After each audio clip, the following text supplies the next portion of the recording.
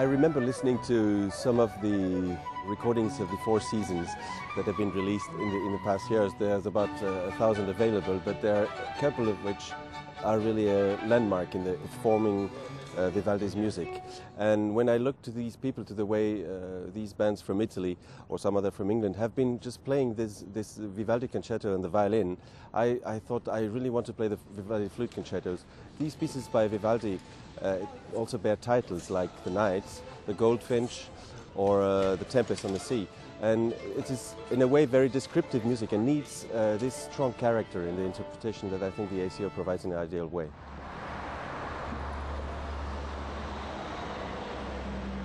It'd be great for us now to put something down on tape and know that we're going in the right direction too. So do you want to play this movement through?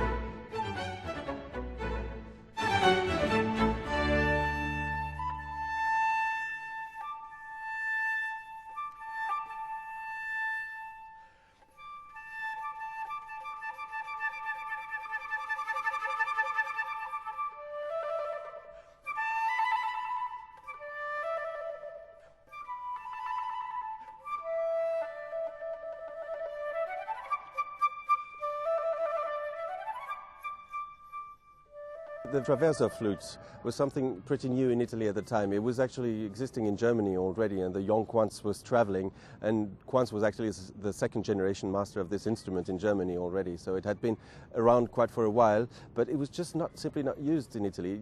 Italy was very good at string instruments, organ music also, and some oratorios, vocal music had been there for quite a while.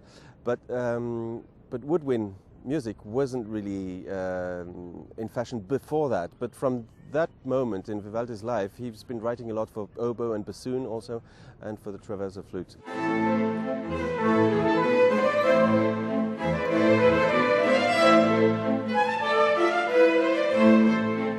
Vivaldi's music isn't really very detailed in the orchestral parts. It's pretty limited to one solo part conversing together with other parts, and then you see very often he has been adding something in one part, doubling the amount of notes you would have within one beat, and finding certain patterns where you would go throughout a chord, which is very easy to play on a string instrument, but isn't that easy at all on the flute. This is why the Vivaldi flute concerto is pretty challenging for a flute player. The reason we're here in Sydney making this recording with the Australian Chamber Orchestra is because of the relationship, I think, between Emmanuel and the orchestra.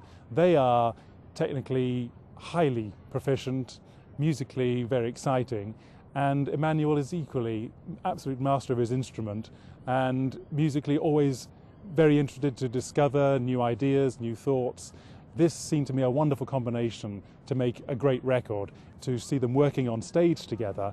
They have this feeling of joy of playing together that is just impossible to ignore.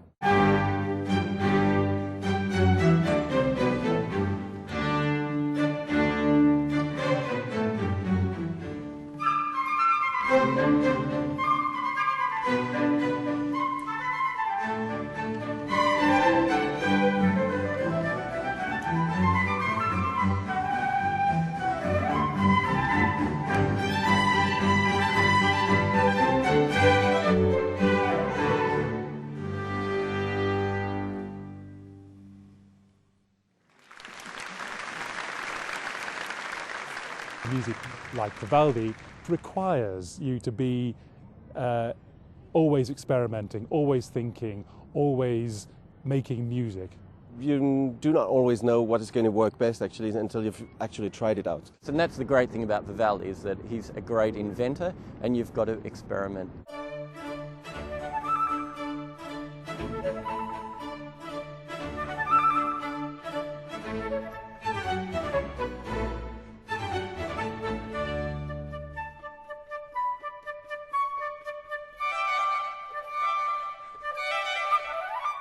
The Australian Chamber Orchestra is looking forward very much to touring this program with Emmanuel in 2006 in Europe. Which is a great thing to have them there on my ground after having been here in Australia together with them on their ground.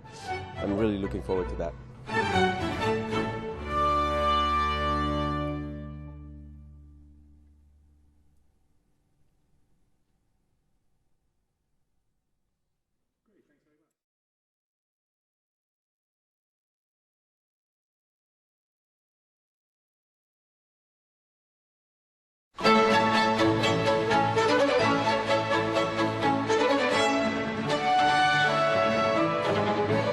I remember listening to some of the recordings of the Four Seasons that have been released in the past years. There's about 1,000 available, but there are a couple of which are really a landmark in the performing Vivaldi's music.